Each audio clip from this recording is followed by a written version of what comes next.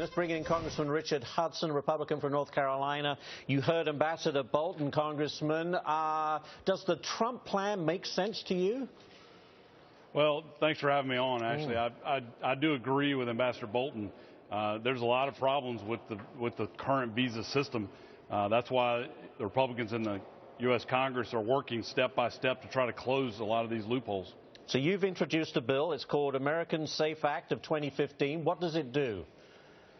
Well, my legislation deals with the Syrian refugee issue. When I first learned the president was going to bring 10,000 refugees in, my first thought was, how on earth are we going to be able to screen all these folks? And so we went to work on this and found that the president was insistent on bringing them in. Then we heard the FBI director, the president's own appointee, say that you can't possibly screen most of these folks because you can't create a background for the Syrian, especially military-age males. And so what my legislation says is very simply is let's put a pause on Syrian and Iraqi refugees coming in unless and until we can put a process in place that the FBI director and Homeland Security Secretary are satisfied where we can vet these folks. Yeah, and I just don't see how that's possible. How are we going to check on the background of a refugee? I mean, let's be honest. How can you do a paper trail? Who's going to vouch for them?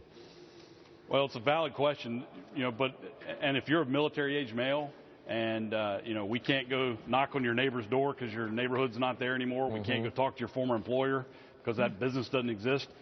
Then you may not be able to have access ever. But if you're, if I'm a naturalized Syrian U.S. citizen and my mother is one of these refugees, it'd probably be pretty easy to put a paper trail together for her based on her travel back and forth to see me and other things.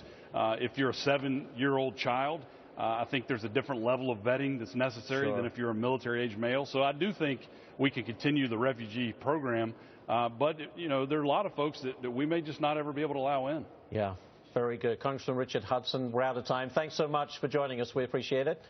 It was a pleasure. Thank you. All right.